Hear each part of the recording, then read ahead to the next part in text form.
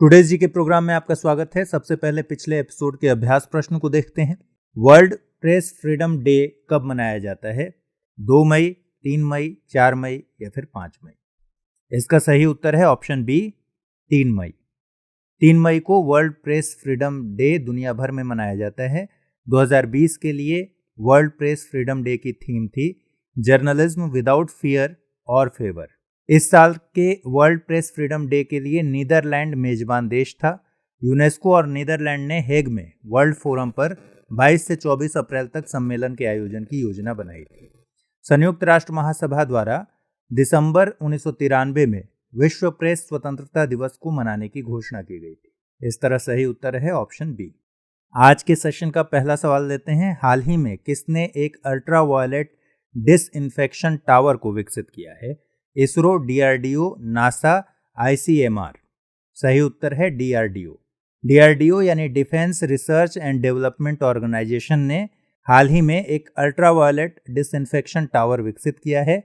इसका नाम UV blaster रखा गया है। इसे दिल्ली स्थित डीआरडीओ की प्रयोगशाला laser science and technology centre ने गुरुग्राम स्थित new age instruments and materials private limited नामक कंपनी के साथ मिलकर बनाया। आपको बता दें कि इस टावर को हाई इन्फेक्शन प्रोन एरियाज में तेजी से और केमिकल फ्री डिसइंफेक्शन के लिए विकसित किया गया है। यूवी ब्लास्टर का उपयोग ऑफिस, लैब्स इत्यादि में रखे गए कंप्यूटर और अन्य इलेक्ट्रॉनिक उत्पादों को रासायनिक विधि के जरिए डिसइंफेक्ट करने के लिए किया जाता है। साथ ही airport, shopping malls, metro, hotel, factory और ऑफिस जैसे जगहों पर जहां लोगों की अधिक आवाजाही होती है, इसका इस्तेमाल किया जा सकता है। तो इस तरह इस प्रश्न का सही जवाब है ऑप्शन बी, डीआरडीओ। अगला सवाल है, निम्नलिखित में से किस राज्य में सरिस्का टाइगर रिजर्व स्थित है? राजस्थान, गुजरात, मध्य प्रदेश या फिर हरियाणा? पर्यटन मंत्रालय ने हाल ही में देखो अपना देश सीरीज के अंतर्गत डेस्टिनेशन सरिस्का टाइगर रिजर्व शीर्षक से 13वें वेबिनार का आयोजन किया। इस वेबिनार सीरीज का मकसद भारत के विभिन्न पर्यटन स्थलों के बारे में जागरूकता पैदा करना और उसे बढ़ावा देना है। सरिस्का टाइगर रिजर्व राजस्थान में है, अरावली की पहाड़ियों में। अलवर के महाराजा के हंटिंग रिजर्व क्षेत्र रह चुके सरिस्का घाटी में भांति भांति के वनस्पति और जीव जंतु मिलते हैं। यहाँ बाघ, तेंदुआ, नीलगाय, सांभर, चीतल जैसे जानवर मिलते हैं। यह जगह पक्षी प्रेमियों के लिए स्वर्ग है, क्योंकि यह जगह भारतीय मोर, सर्प चील, sand grouse, golden backed would peckers इत्यादि का आश्रय स्थल है। तो इस तरह इस प्रश्न का सही जवाब है ऑप्शन ए, राजस्थान। अगला सवाल, निम्नलिखित में से किस मंत्रालय के अंतर्गत आइडियाथॉन का आयोजन किया गया? श्रम एवं रोजगार मंत्रालय, मानव संसाधन विकास मंत्रालय, जल शक्ति मंत्रालय या फिर गृह मंत्रालय? सही उत्तर है जल शक्ति मंत्रालय। आइडियाथॉन का आयोजन जल शक्ति मंत्रालय के अंतर्गत राष्ट्रीय स्वच्छ गंगा मिशन और शहरी मामलों के राष्ट्रीय संस्थान NIUA ने किया। इस आइडियाथॉन का आयोजन नदी प्रबंधन का भविष्य यानी the future of river management विषय पर आधारित था। कोविड-19 महामारी से जहां एक तरफ दुनिया भर में तमाम चिंताएं उभर कर सामने आ रही हैं, वहीं दूसरी तरफ लॉकडाउन जैसी स्थिति से प्राकृतिक पर्यावरण में काफी सुधार देखा जा रहा है। नदियां साफ होने लगी हैं, गंगा और यमुना के पानी की गुणवत्ता में बहुत सुधार देखा जा रहा है। एक इंडिकेटर स्पीशीज के रूप में जानी जाने वाली गंगा डॉल्फिन गंगा और उसकी सहायक नदियों के कई हिस्सों में दिख रही हैं। तो इस तरह इस प्रश्न का सही जवाब है ऑप्शन सी, जल शक्ति मंत्रालय। अगला सवाल, हाल ही में किस राज्य ने शहरी इलाकों के लिए मुख्यमंत्री शहरी रोजगार गारंटी योजना नामक एक रोजगार योजना को शुरू करने का निर्णय लिया है? राजस्थान, बिहार, उत्तराखंड, हिमाचल प्रदेश? सही उत्तर है हिमाचल प्रदेश। हिमाचल प्रदेश की सरकार ने शहरी इलाकों के लिए एक रोजगार योजना को शुरू करने का निर्णय लिया है। योजना का नाम है मुख्यमंत्री शहरी रोजगार गारंटी योजना। योजना के तहत शहरी क्षेत्रों में रहने वाले लोगों को कम से कम 120 दिनों का रोजगार मुहैया कराया जाएगा और जरूरत पड़ने पर उनके कौशल विकास के लिए प्रशिक्षण भी दिया जाएगा। तो इस तरह डी ऑप्शन इसका सही उत्तर है। अगला सवाल, किस मंत्रालय ने प्रोफेसर BB लाल इंडिया रीडिस्कवर्ड नामक ई बुक का विमोचन किया है? संस्कृति मंत्रालय, खान मंत्रालय, गृह मंत्रालय या फिर कोयला मंत्रालय? सही उत्तर है संस्कृति मंत्रालय। बीते दिनों केंद्रीय संस्कृति मंत्री प्रहलाद सिंह पटेल ने प्रोफेसर बीबी लाल इंडिया रीडिस्कवर्ड नामक ई बुक का विमोचन किया। इसका आयोजन महान आर्कियोलॉजिस्ट प्रोफेसर बीबी लाल के जन्म शताब्दी वर्ष के अवसर पर किया गया। प्रोफेसर लाल का जन्म 2 मई 1921 को उत्तर प्रदेश के झांसी जिले में हुआ था। प्रोफेसर लाल को वर्ष 2000 में पद्म भूषण पुरस्कार से सम्मानित किया गया था। 1968 से 1972 तक वे आर्कियोलॉजिकल सर्वे ऑफ इंडिया यानी ASI के महानिदेशक भी रहे। साथ ही उन्होंने यूनेस्को की विभिन्न समितियों में भी काम किया है। तो इस तरह इस प्रश्न का सही जवाब है ऑप्शन ए, संस्कृति मंत्रालय। चलिए अब आगे के सवालों को देखते हैं। छठा सवाल, 1857 की क्रांति में अहम भूमिका निभाने वाले किस व्यक्ति को डंका शाह के नाम से जाना जाता है? शाहमल, मौलवी अहमदुल्ला शाह, बहादुर शाह जफर, वाजिद अली शाह।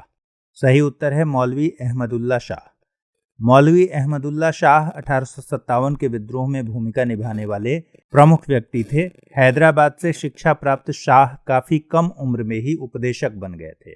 1856 में वे अंग्रेजों के खिलाफ जिहाद का प्रचार करने के साथ साथ लोगों को विद्रोह के लिए तैयार करने की दिशा में गांव-गांव घूमे। वे एक पालकी में बैठकर चलते थे। पालकी के आगे आगे ढोल और पीछे उनके समर्थक होते थे, इसीलिए लोग उन्हें डंका शाह के नाम से बुलाने लगे। 1856 में जब वे लखनऊ पहुंचे तो पुलिस ने उन्हें शहर में उपदेश देने से रोक दिया था और 1857 में उन्हें फैजाबाद की जेल में बंद कर दिया गया। जब वे रिहा हुए तो 22वीं नेटिव इन्वेंट्री के विद्रोहियों ने उन्हें अपना नेता चुन लिया। उन्होंने चिन्हाट के संघर्ष में भी हिस्सा लिया था, जिसमें हेनरी लॉरेंस की अगुवाई वाली अंग्रेज टुकड़ी को हार का सामना करना पड़ा था। इस तरह इस प्रश्न का सही जवाब है ऑप्शन बी, मौलवी अहमदुल्ला शाह। अगला सवाल, सहायक संधि किसके द्वारा शुरू की गई थी? Warren Hastings, lord Lytton, lord Wellesley या फिर लॉर्ड रिपन? सही जवाब है वेलेस्ली। सहायक संधि लॉर्ड वेलेस्ली द्वारा 1798 में तैयार की गई एक व्यवस्था थी। इस संधि की प्रमुख शर्तें इस प्रकार थीं। अंग्रेज अपने सहयोगी की बाहरी और आंतरिक चुनौतियों से रक्षा करेंगे। सहयोगी पक्ष के भू क्षेत्र में एक ब्रिटिश सैनिक टुकड़ी तैनात रहेगी। सहयोगी पक्ष को इस टुकड़ी के रख रखाव की व्यवस्था करनी होगी। सहयोगी पक्ष न तो किसी और शासक के साथ संधि कर सकेगा और न ही अंग्रेजों की अनुमति के बिना किसी युद्ध में हिस्सा ले सकेगा। तो इस तरह इस प्रश्न का सही जवाब है लॉर्ड वेलेस्ली। अवध प्रांत के बारे में किसने कहा था कि यह चेरी एक दिन हमारे ही मुंह में आकर गिरेगा? Lord Cornwallis, Lord Ellenborough, Lord Canning या फिर लॉर्ड डलहौजी? 1851 में गवर्नर जनरल लॉर्ड डलहौजी ने अवध की रियासत के बारे में कहा था कि यह चेरी एक दिन हमारे ही मुंह में आकर गिरेगा। इसके 5 साल बाद यानी कि 1856 में इस रियासत को औपचारिक रूप से ब्रिटिश साम्राज्य का अंग घोषित कर दिया गया। रियासत पर कब्जे का यह सिलसिला थोड़ा लंबा चला था। गौरतलब है कि 1801 से ही अवध पर सहायक संधि थोपी गई थी। इस संधि की शर्त थी कि अवध नवाब अपनी सेना खत्म कर दें, रियासत में अंग्रेज टुकड़ियों की तैनाती की जाए। तो इस तरह इस प्रश्न का सही जवाब है ऑप्शन डी, लॉर्ड डलहौजी। अगला सवाल, 1857 की क्रांति के संदर्भ में स्थान और क्रांति के नेतृत्वकर्ता के अनुसार कौन सा युग्म सही है? कानपुर नाना साहब, बिहार बिजरिस कद्र, अवध कुंवर सिंह, छोटा नागपुर शाहमल। 1857 की क्रांति के दौरान अंग्रेजों के खिलाफ लड़ाई में नेतृत्व और संगठन की बेहद दरकार थी। इस दिशा में कई लोगों ने जगह जगह पर मोर्चा संभाला था। दिल्ली में बहादुर शाह जफर ने विद्रोह की बागडोर संभाली थी। कानपुर में पेशवा बाजीराव द्वितीय के उत्तराधिकारी नाना साहब ने नेतृत्व को संभाला था। झांसी में रानी लक्ष्मीबाई को आम जनमानस के दबाव में आकर बगावत का नेतृत्व संभालना पड़ा था। कुछ ऐसी ही स्थिति बिहार में आरा के स्थानीय जमींदार कुंवर सिंह की थी। लखनऊ में लोगों ने वाजिद अली शाह के बेटे बिजरिस कद्र को अपना नेता चुना था। शाहमल ने उत्तर प्रदेश में बड़ौत परगना के गांव वालों को संगठित करने का काम किया था और छोटा नागपुर स्थित सिंहभूम के एक आदिवासी काश्तकार गोनू ने इलाके के कोल आदिवासियों का नेतृत्व संभाला था। तो इस तरह इस प्रश्न का सही जवाब है कि कानपुर नाना साहब यानी ऑप्शन ए सही सुमेलित है। अगला सवाल, निम्नलिखित कथनों पर विचार कीजिए। 1856 में अवध के नवाब वाजिद अली शाह को गद्दी से हटाया गया। 1858 में अंग्रेजों द्वारा अवध में एक मुश्त लगान बंदोबस्त लागू किया गया। जून 1857 में चिन्हाट के युद्ध में अंग्रेजों की हार हुई। उपर्युक्त में से कौन सा या से कथन असत्य है या है? केवल एक, केवल दो, केवल एक और तीन, या फिर उपर्युक्त सभी? 1857 की क्रांति से जुड़ी कुछ अहम घटनाओं को कालक्रम के हिसाब से अगर देखें तो 1801 में अवध में वेलेस्ली द्वारा सहायक संधि लागू की गई थी।